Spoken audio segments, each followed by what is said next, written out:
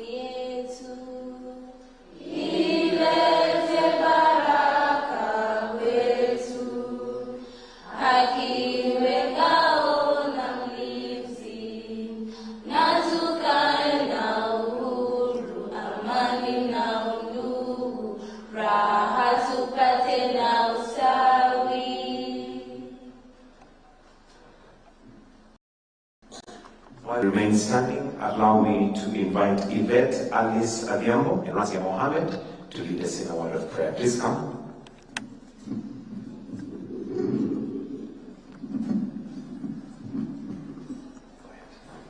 Let us close our eyes for a word of prayer. Our Heavenly Father, I come before you, say thank you for this day, O dear God, Heavenly Father.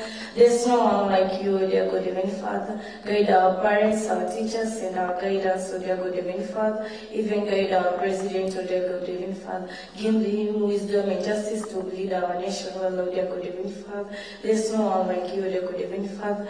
Guide my fellow students, O dear God, Heavenly Father. Open our minds and our ears and give us knowledge to understand what the teachers are teaching us, O dear God. There's no one like you, the good Heavenly Father. I say, pray this short prayer in Jesus' name. Amen. أعوذ بالله من الشيطان الرجيم بسم الله الرحمن الرحيم الحمد لله رب العالمين الرحمن الرحيم مالك يوم الدين إياك نعبد وإياك نستعين اهدنا الصراط المستقيم صراط الذين أنعمت عليهم غير المغضوب عليهم ولا الضالين آمين.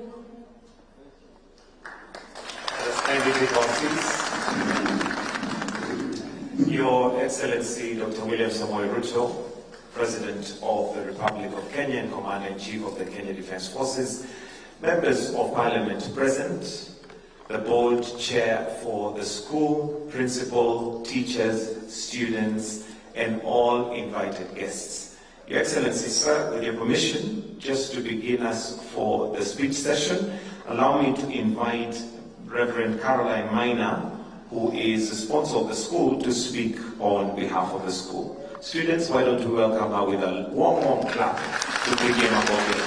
Thank you, Reverend.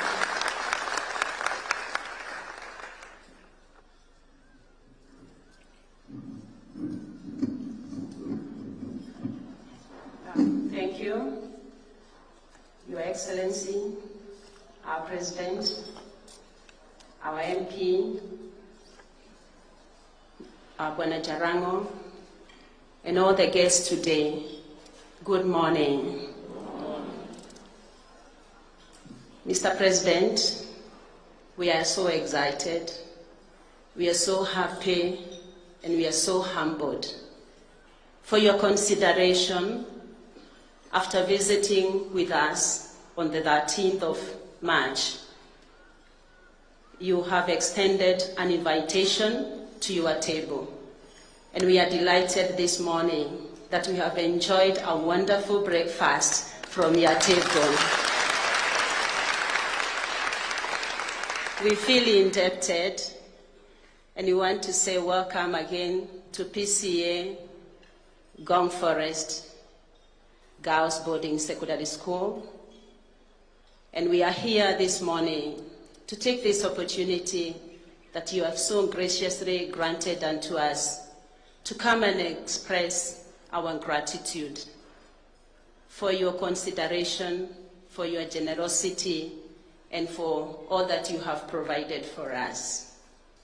PCEA Gum Forest Girls Boarding Secondary School is a vision that was given to us because of the girls of this nation for a place of education. And when the idea about constructing that school came to us, there were so many challenges and hindrances that were in front of us. But we believed in God, we prayed, and God connected us with people who love education. And when we shared our vision to them, they supported us. And we continue to be so much grateful for all the people who have supported us, and especially our Mheshimiwa. We continue to acknowledge in your presence that he has been so instrumental.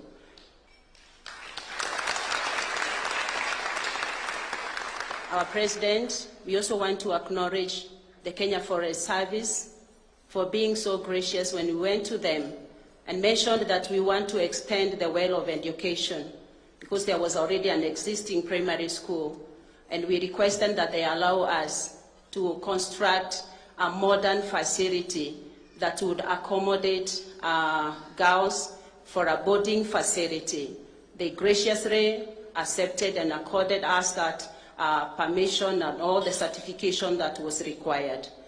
We started pushing and running with the vision, but we are here, Mr. President, to say you have watered our vision.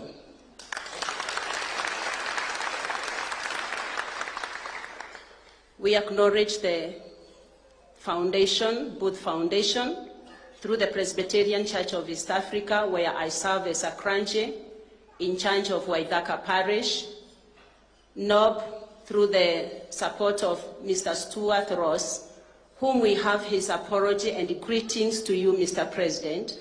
He was not able to accompany us this morning because of other scheduled engagement, because of the current school that he is also doing now. Mr. Stuart Ross has constructed that school. But after the construction of the school, we opened the door for learners to come amidst challenges that were there. And God remembered us. God gave us favor because in your scheduled visit to our constituency, you considered visiting our school.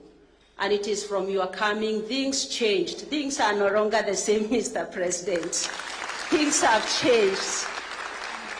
We are smiling. The burden that we were bearing as the Board of Management, you have made it lighter. And this morning we have come to say thank you. You heard our cry about teachers. By that time, the board was paying for 6 teachers. And when we mentioned it to you, you gave directive that our teachers be taken by the TSC. We have come to say we have received that. We have 4 of the 6 teachers are here. Kindly, with your indulgence, I'll ask the teachers to upstand, just to confirm that. Kadhambi, Lalo, and the other teachers, please be upstanding. These teachers have received their letters of posting from TSC. Mr. President, you also give directive that the whole county, through your sponsorship, prepare and forward learners to our institution. And this morning we have been accompanied by learners now almost to a tune of 200 through your sponsorship.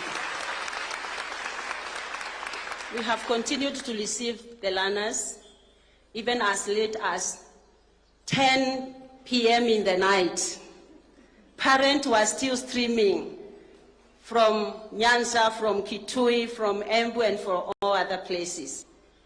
And Mr. President, this is a confirmation to the prophecy.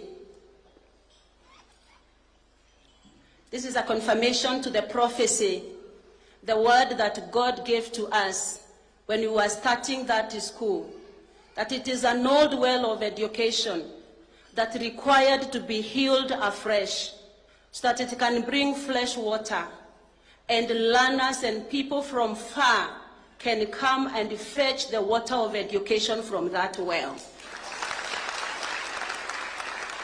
And that has come to pass, Mr. President, that today we have received learners from every corner of this nation. We are hoping that in future that school can also receive learners from outside this country. We have all representation, and particularly through your gesture, the school has been able to receive needy, deserving, bright learners. We want to give our promise, me being the chaplain of the school, together with our able principal, Madam Mercy, and the BOM, together with our Mheshimiwa, Mr. Jarango, that we will give all what it takes to ensure that the learners that you have given us, we are going to give them back to you, transformed, changed, molded to be leaders in this nation.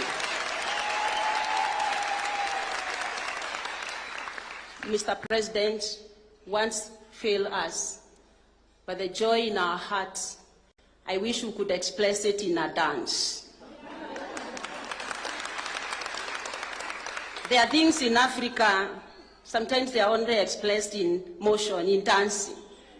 And so if this program will provide a place to dance, we will actually show that.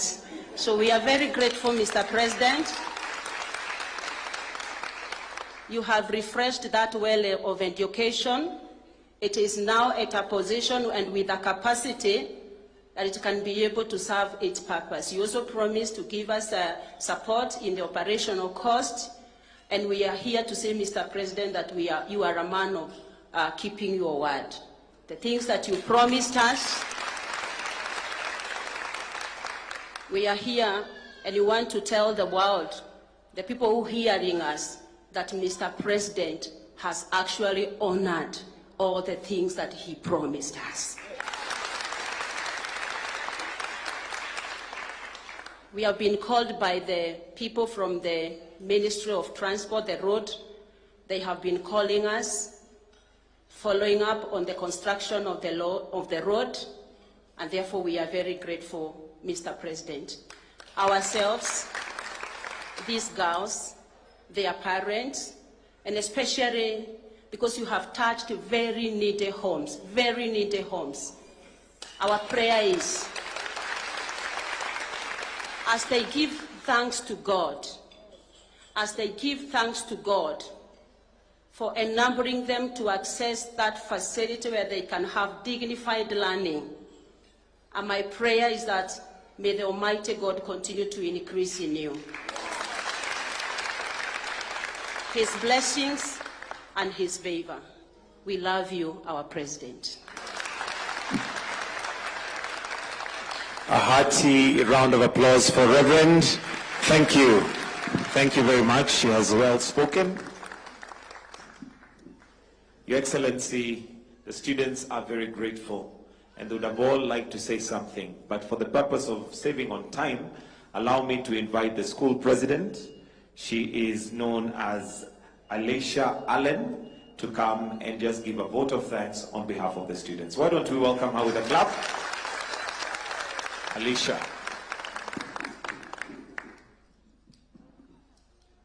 Your Excellency, Dr. William Samuel Ruto, and all protocols of love, good morning. Alicia Allen Elia, the school president of PCEA with Girls Home Forest. And first, I want to wish all of you a happy Labor Day. And also, I want to thank Your Excellency for bringing us students. We are really grateful for that. And also the teachers. We are happy to be in school and having teachers. We are really grateful for that. And I'm confident enough to say that you're a man of your word, for you kept your promise.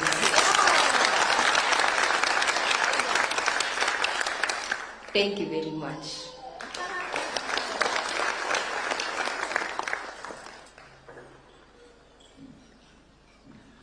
Let's clap for Elaine one more time.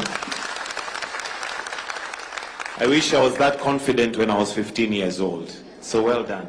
Next, Your Excellency, on behalf of the parents, allow me to invite Cyprian Wanyama, who is part of the board but also represents the parents, to speak briefly and thank you on behalf of the parents. Karibu.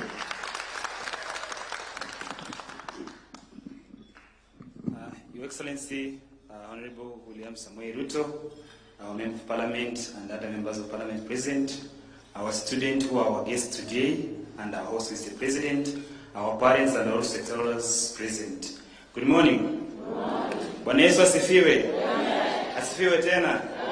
Simumeona Mungu ametenda. Simumeona Mungu ametenda. Jameni, asante.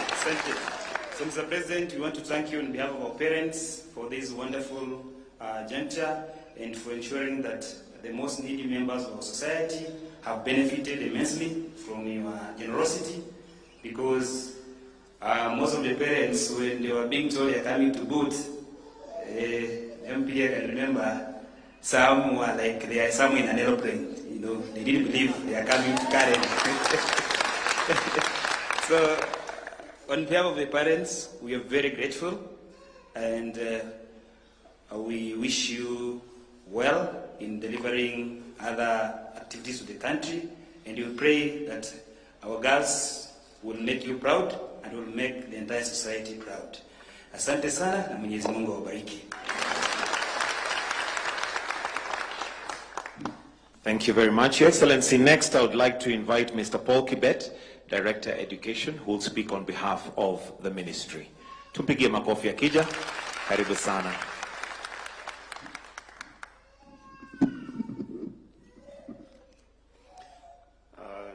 Your Excellency, Sir, allow me on behalf of the Minister of Education to most sincerely appreciate you for the work that you are doing in education, particularly in Nairobi.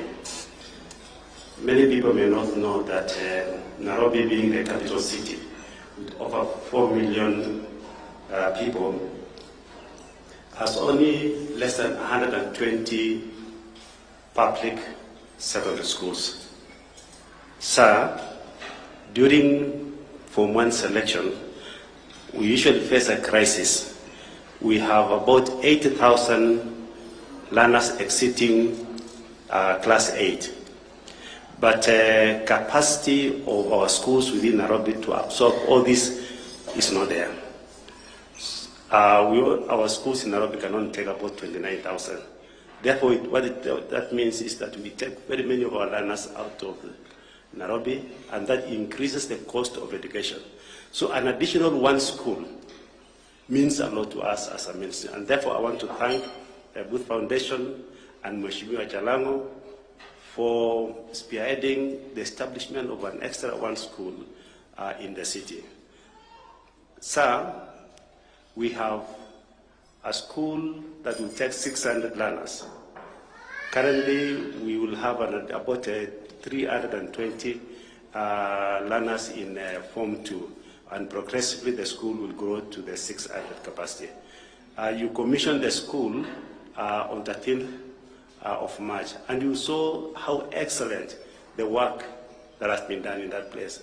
And therefore, for our students, we want to give you our promise as your elders or your parents.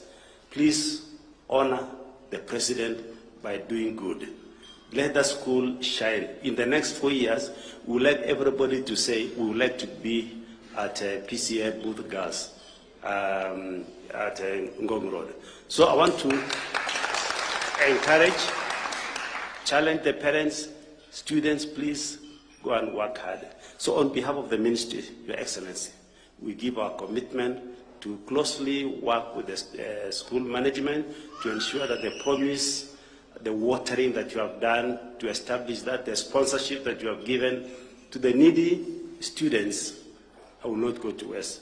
We want to thank God for that opportunity, and we give you our promise as a Ministry of Education. Thank you, Your Excellency. Next, Your Excellency, on behalf of the members of Parliament present, I would like to invite the Mheshimiwa wa Lang'ata, Honorable Jalango, aka Jalas, to come and say a few words. Welcome, sir.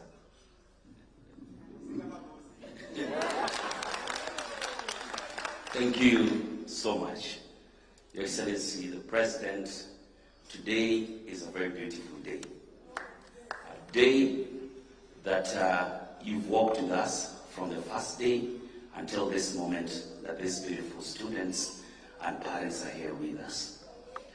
When I came and told you that we needed a piece of the forest, you told me no one should cut any single tree. We knocked every single door, the Reverend is here, until the day you granted us the special user license for us to have this school. Were it not for the President, that school would have not been there. But just like we also said, we'll maintain the forest, make sure that we take care of it, plant more trees, as we also keep on with the 15 billion trees by 2032. Hapo ndio tutakuwa tumefika hapo na tutakata miti nyingine. Your Excellency, most parents thought that this was a lie. And their parents had already sent their children to the other schools. When they saw us admitting children, they started coming back, streaming in. Last night, the principal had to stay up and the team past 10 in the night just to make sure that their girls are admitted there. We even had leaders who did not also believe this.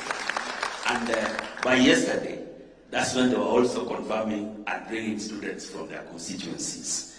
So I want to tell you that this journey is a journey of just trusting the Lord and trusting what the President says as we deliver on what every single promise that the President kept when we did the tour of Nairobi County. We will also, then, apart from this Booth Girls Secondary School, there are a lot that the President promised that is already being done around Nairobi. So, for all the naysayers out there, watch this space. We are here to deliver this whole journey with William Samoei Ruto. Wazazi yuko nyuma, mnanisikia? Wapi mikono ya wazazi hapo nyuma?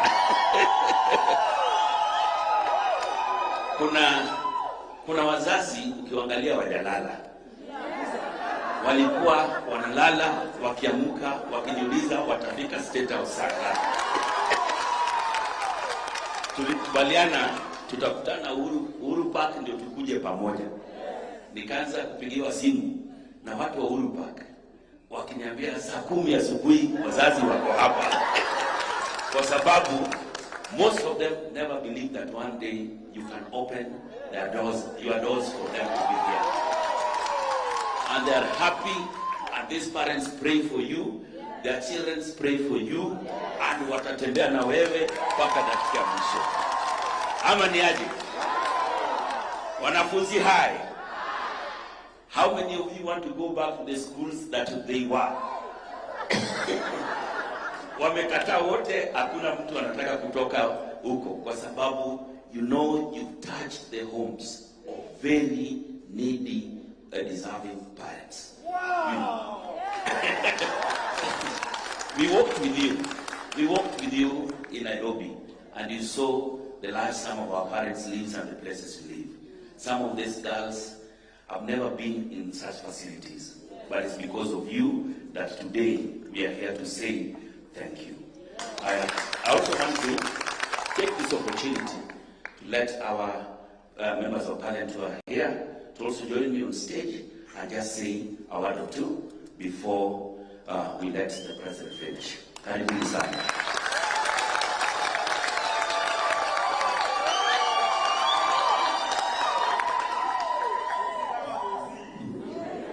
Your Excellency, the President of the Republic of Kenya, Dr. William Samoei Ruto, the chaplain, the principal, the Director of Education, the teachers, the parents, and my girls.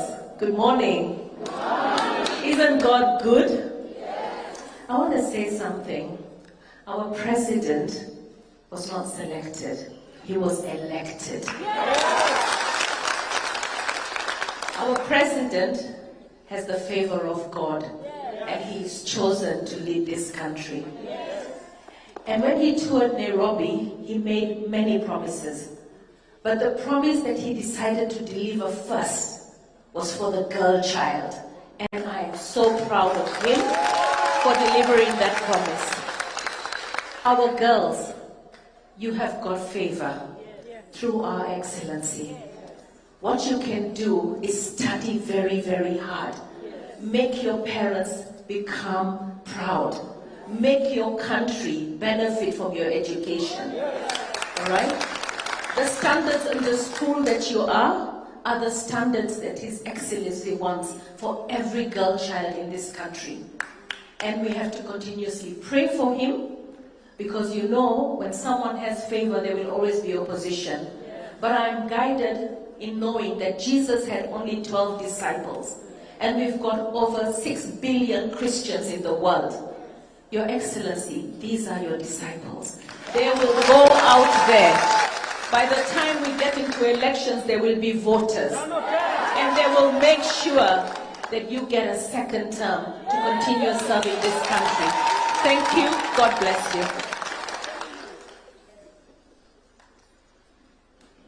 Your Excellency, Dr. William Samoei Ruto, our parents today, our teachers, and our daughters who are our students today. Bwana asifiwe. Basi tusalamiane kwa hewa. Bwana asifiwe. Tuko State House. Tumekanyaga. Did you claim the land? The Bible says you claim. Did you claim? So before you leave here, what do? Unakanyaga, unaambia Mungu nimekanyaga. Si usimame mbele. Pia mimi siku moja nikuwe president. Ama Your Excellency, today we are here to thank you. And as Nairobi, when you walked with us in our constituencies, the president looked at Nairobi.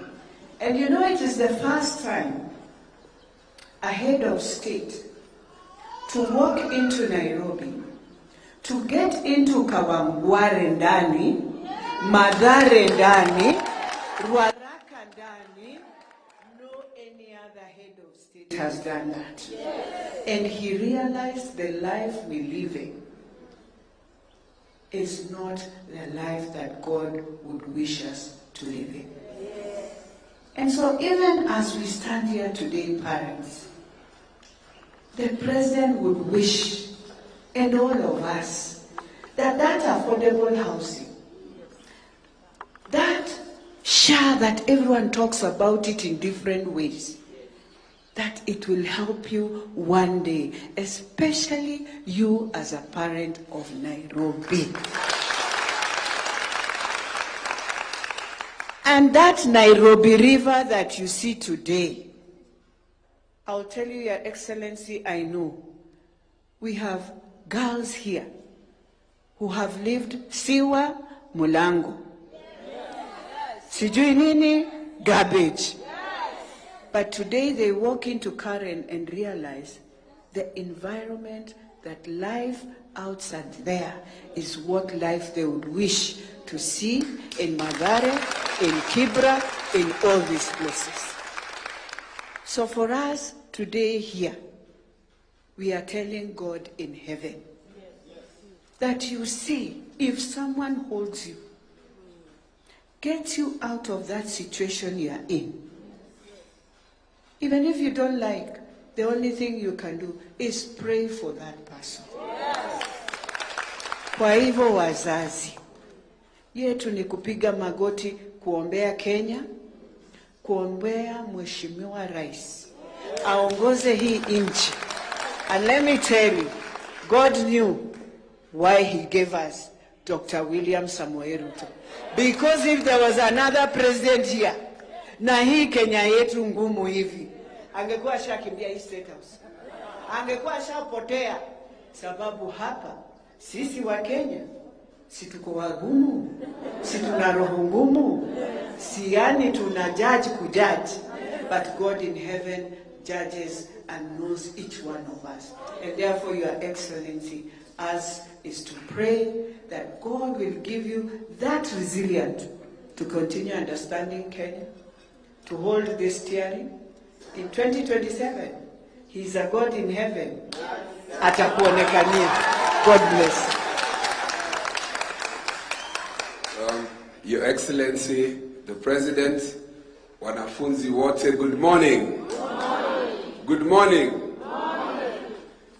Your Excellency, you know I went to a school whose name I would, even if I told you, you will not be able to find it. When I bet you would know perhaps a school somewhere huko Ahero, inaitwa Onjiko. If you ask anybody in Kenya, they wouldn't tell you what the hell is that school. Now, you people have the opportunity to be in a school that has not only been started, but has been graced by His Excellency the President. Sasa, hii ni shule inatajika. If I went to a school that was not recognized and I'm the Member of Parliament for Mathare, you should know that to whom more is given, more is expected. Isn't it? Mutafanya? Mutasoma? You know now you have no reason to stop at being MP. President atakaa hapa mpaka 2032. Akimaliza, I expect some of you mwanze kutafuta hizi vitu. My second point, Your Excellency, these students represent the face of Kenya. Because Nairobi has all tribes. Na ukiwa unaona hawa wako hapa, you have touched people in homes in the entire Republic of Kenya. When we left status 2 days ago, we had 165 calling letters.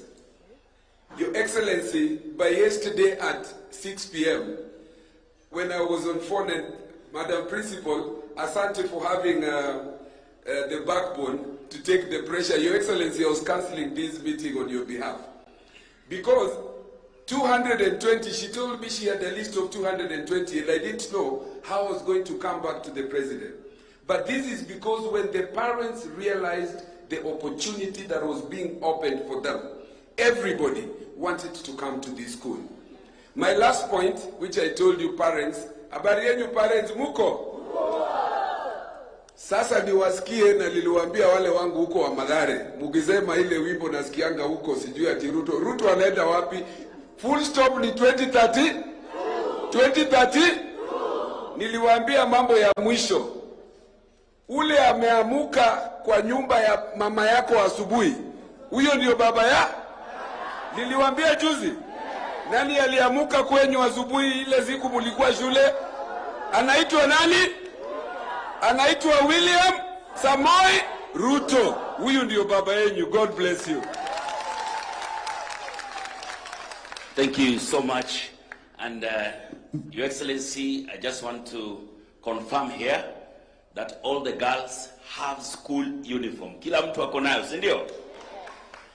Kila msichana hapa ashalipiwa school fees yake yote. Imelipwa, haijalipwa? Na kila msichana pia amefanyiwa shopping yake.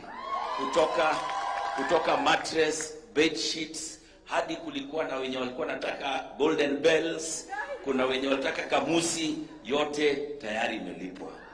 Ladies and gentlemen, I want you all to be upstanding and welcome His Excellency the President, Dr. William Samoei Ruto. Karibu sana, Your Excellency.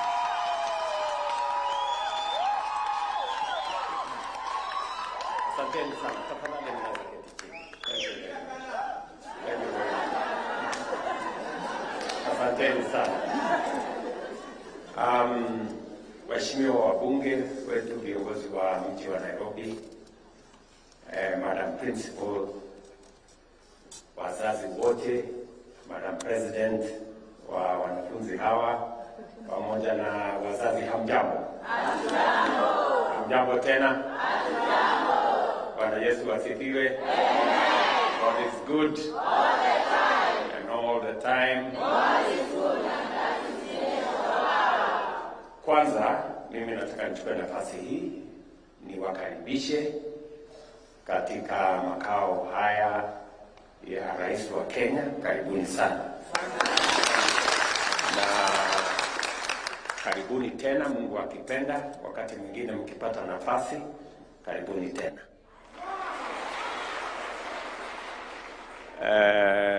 Nataka nimshukuru Mungu kwa kuwaleta na kwa kuwa na kupanga vile leo tumekutana.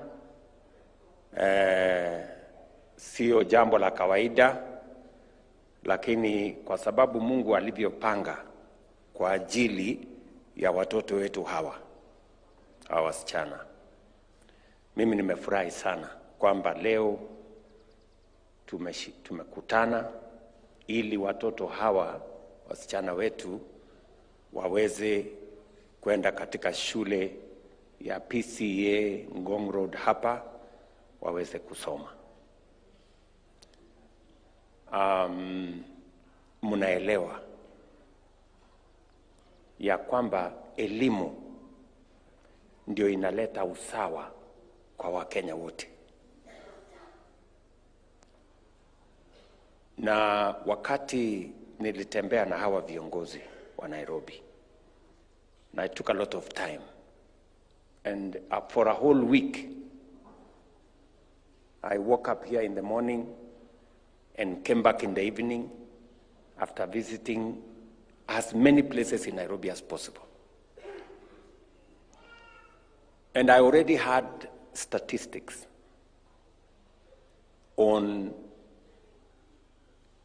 the unavailability of classrooms in Nairobi, that there were too many children in the city of Nairobi that were not going to school. Some of them were going to informal schools that maybe operate twice, maybe 3 times a week, sometimes. And as a result, there was a big crisis in the city of Nairobi. And because education is important, and I know it, and we all understand, it is said, education is the greatest equalizer. It is what makes all our children, irrespective of their background, to have the same opportunity.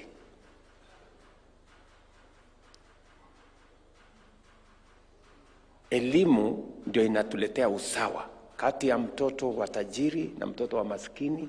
Wakipata elimu, wote wanapata nafasi sawa ya kusonga hapo mbele na maisha yao. And so, as government, as parents, as leaders, we must go out of our way to make sure that every child in Kenya has an opportunity, and a good one, to learn. And that is the reason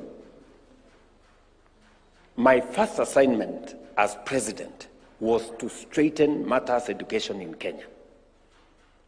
I appointed the first task force because there were big complaints about CBC, teacher shortages, problems with our education system transition from primary to secondary, secondary to higher learning.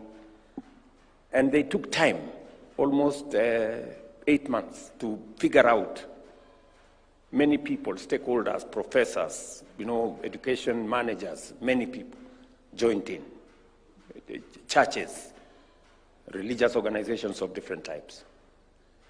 And finally, we got a plan, And I'm very proud that we have implemented that plan and education is changing in Kenya. We have hired more teachers. I have made sure that we have an extra 127 billion in our budget to support education. That is why we have hired more teachers. We have built more classrooms. Nationally, we built 23,000 additional classrooms in Kenya. And even as we did that, I decided that because Nairobi is a special case and there are more serious education challenges in Nairobi, I discussed with our members of parliament and we provided over and above what we were doing for other parts of the country. We provided an extra 1 billion shillings to build additional classrooms in Nairobi. I must thank the members of Parliament of Nairobi for being meticulous, for going out of their way to make sure that they actually build the classrooms. I have been to them, I've been to those classrooms, and when I went to Nairobi and looking at the gaps that still exist in teacher-student ratio, pupils classrooms ratio, I offered, again, myself and my friends to build another 240 classrooms in Nairobi, in different schools, And I want to complete those classrooms in the next 90 days. And I am going to come back. I am coming to hand over those classrooms. You know, you people are struggling to say that, because, you know, Kenya, people don't believe in good news. People are used to bad news. It is very difficult for people to appreciate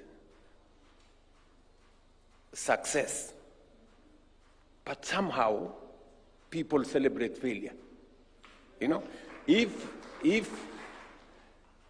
we say we are building additional classrooms in Nairobi, well, it is there. But if we say, oh, the education in Nairobi is very bad, it is finished, oh, people will clap. Because I don't know why, as a nation, we never want to hear good news. You know? So I want to say that we are going to change this city. This city is the face of Kenya, is the capital city of our republic, and as we do things for Kenya, we must also do things for Nairobi. So just to give you my assurance, I'm going to work with these members of parliament to make sure that the children in the city of Nairobi get as good an opportunity to learn as the children in all the other parts of Kenya. And so we're going to be doing more in education.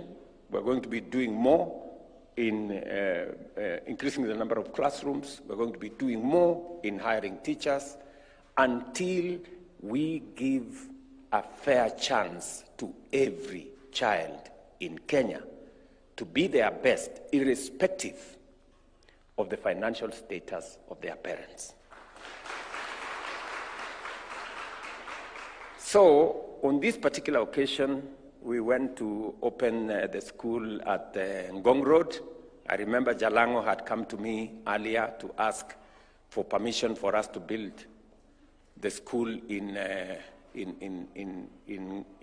forest. You know how difficult that decision is to make. But because they already exited a school, and we had partners who are willing to support us, and again, through you, please pass our gratitude to the partners who helped build that school. These are people who don't have children in Kenya. These are people who are from different parts of the world, but because they see the value and the need for education for the children of our city, they built the school for us. So when I went to open the school, a beautiful school, I will tell you, beautiful school with good facilities. So in my discussion with the management of the school, I asked them what the challenges were. And they told me a couple of them. They told me about teachers. They told me that they had only 60, students? They had only 60 students in a school that has facilities for 600 students. And some of it was because of many factors. So because I was there, then I decided let's see how we can work together to sort out some of the problems in the challenges they faced. So as I committed myself that we're going to take on board the teachers who are teaching in that school, so that to ease the burden on the management of the school, I also offered that I was going to sponsor students to come to this school because it is a very good facility. And I asked my friends, the members of Parliament of Nairobi, those who accompanied me that time, that we identify students from every constituency so that they can come. And I was very clear. I asked the Ministry of Education that this must be students from needy homes so that I can pay their fees. And I was very clear that this must be the case. Let us give a chance to some of the children who possibly could have difficulties in making sure that they go through education. So I'm very happy this morning that the Ministry of Education has undertaken that exercise. Karibu team. Ministry of Education has undertaken that exercise of identification of students in consultation with our members of Parliament.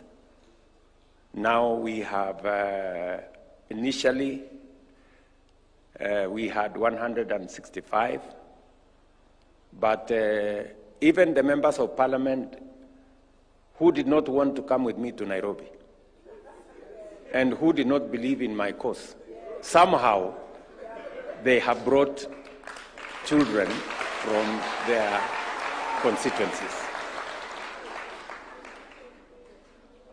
And because we can have different viewpoints in matters politics, but when it comes to our kids, our children, we must give every child who deserves the opportunity to learn. So hata hawa wazazi wengine na wanafunzi wengine ambao wameletwa na marafiki zangu hawa wengine, karibuni. I am going to treat all these kids equally.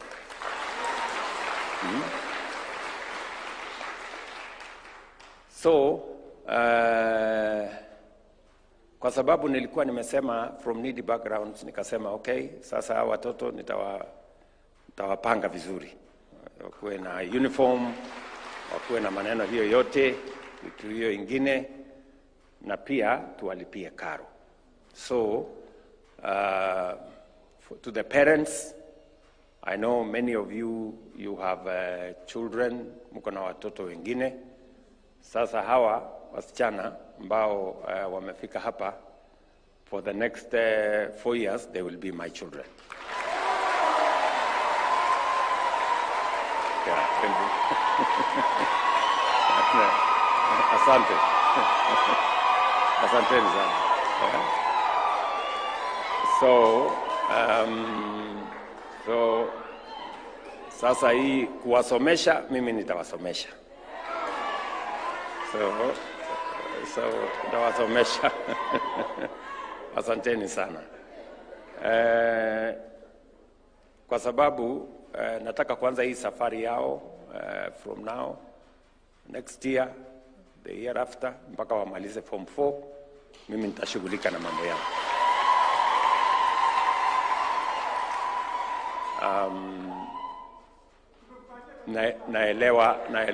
Naelewa ya kwamba sio hawa peke yao ndio hawa wako na mahitaji. Kuna wengine wengi, lakini ndio sababu tumeweka basari kwa mambo ya CDF, na vile vile tumekubaliana national government na county government tutakuwa na framework ili hata county governments pia wapatiane basari, ndio watoto wengi wapate nafasi ya kusoma. So I have given instructions to the Ministry of Education to work with the Council of Governors, do the framework that is required by law so that we can facilitate scholarships from both the national government and the county government, because these scholarships benefit the children of Kenya. So tutaendelea namna hiyo na tutashirikiana pamoja. Kuna scholarship zile zingine zote zitaendelea, lakini hawa wanafunzi sio scholarship ile ingine mimi ndio nitawalipia. These are my. Na tutashirikiana na watu wa Nairobi katika masomo ya watoto wetu na watu wote wa taifa letu la Kenya. Tuko na mambo mengine mengi ambayo tunashirikiana na Nairobi hii. Tumekubaliana mambo ya barabara. We don't want this city to look like it is not the capital city of Kenya. Tumekubaliana na mambo na barabara. We sat down with the county of Nairobi and we have agreed on which roads to work on. We have also agreed to clean the rivers in Nairobi. We are going to be spending close to 50 billion shillings to do new sewage systems, clean the Nairobi River, and build additional affordable and social housing in the city of Nairobi. Kwa sasa tunaendelea na mambo haya ya social and affordable housing katika Nairobi yetu. Kuna wale hawaamini ya kwamba inaendelea. Hata wakiona mjengo they can see the building, but they don't want to believe that it exists because they are not used to good news. But tutawaombea Mungu afungue macho yao. Na mwezi huu wa 5 sasa tumekamilisha, kuna manyumba tumekamilisha ya social housing, ya affordable housing. We will start the process of giving them out, and from now onwards every month tutakuwa tunapatiana nyumba za affordable housing so that we can remove Kenyans from living in conditions of squalor, in conditions that are not good even for their health. So tutashirikiana namna hiyo. Na mimi nataka niwaeleze ya kwamba hii Kenya tutaibadilisha. Mnanisikia? This country, we are going to change this country. Kuna naysayers, kuna wasioamini, lakini tutawashangaza because we are going to change this country. The same way we are going to change this city. Sawa sawa? So msikuwe na wasiwasi, naona pesa zingine mko na wasiwasi sijui nini. All these people here watakuwa na kigugumizi hivi karibuni. Mnanielewa? Because we are going to change this country because it is possible. Na Mungu atatujalia so that we, in a very practical, systematic way, move our country from one step to the next. until we get our country in the right direction. So, asanteni sana. Mimi nikipata nafasi nitatembea tena pale Ngong Road. Tawatembelea hawa wasichana niende nione wakishaanza kusoma. Alafu pia yale mambo mengine tulikubaliana na watu wa Nairobi, when we finish them in the next 3-4 months tutarudi tena ndio tuone vile mambo yanavyokwenda. Specifically, when I went around Nairobi, there is one place that really touched my heart. One place. The whole place was quite something, but there's a place called Mabatini in Mathare.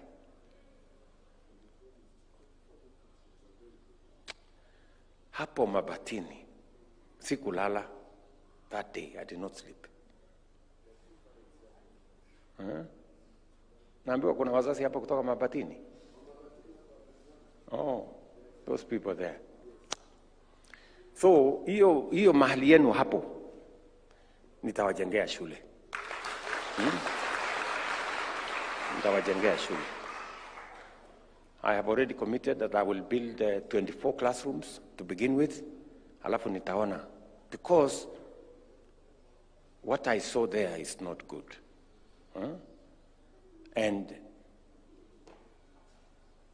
that place requires attention. And I am very happy with my friend Mheshimiwa Anthony kwa kunipeleka pale. Yeah, thank you very much, Mheshimiwa. Those people deserve support, and we are going to change that place as we transform the rest of the city. So tutashirikiana hivyo, tutafanya kazi pamoja namna hiyo, na kwa pamoja tuungane, tushirikiane, tubadilishe taifa letu la Kenya. Kuna wakati wa kila kitu. Leo Mungu ametujalia tunafanya kazi kwa pamoja, kwa broad-based government ya kuunganisha Wakenya wote, ili tuweze kutimiza malengo ya taifa letu ya maendeleo na kubadilisha nchi. Si ndio? Kuna wakati kutakuja mambo ya uchaguzi, tutaenda kwa uchaguzi. For now, let us concentrate on making sure that we use the opportunity that we have, this opportunity of unity, of coming together to move our development faster by leaps and bounds so that we can transform our nation. And that is my commitment to all of you. So, kwa sababu niko na shughuli ingine ya Labor Day, mimi nataka niseme niwashukuru sana.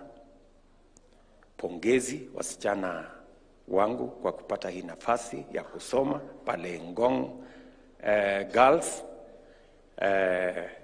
Wazazi wenu watawaombea ili tuweze muweze kufaulu katika maisha yenu. And I'm very proud to have more daughters. I have already 4 daughters in my home. So now I have another 210. So ini mzuri sana. So tutashirikiana namna hiyo na watakia heri. So to all of us, I want to say thank you very much. To the parents, I wish you well. Kwa mashughuli yale mengine mko nayo na watoto wale, na asante sana kwa kulea hawa watoto.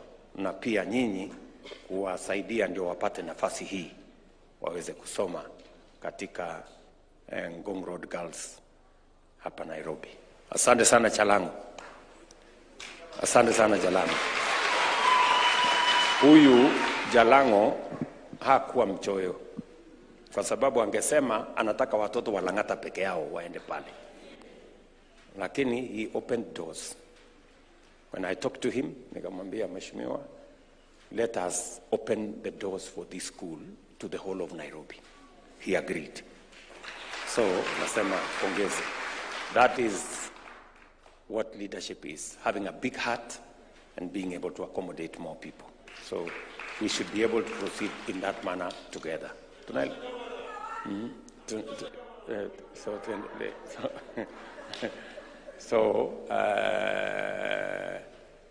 nataka niwashukuru sana. Tutaendelea kushirikiana na hawa viongozi kwa maneno ya Nairobi, so that we can accelerate the commitments we made for the transformation of our city. So mkiondoka leo nawatakia heri. Yeah? Sawa sawa. So that we can conclude, nataka tusimame tuombe. Niwaombe hawa watoto.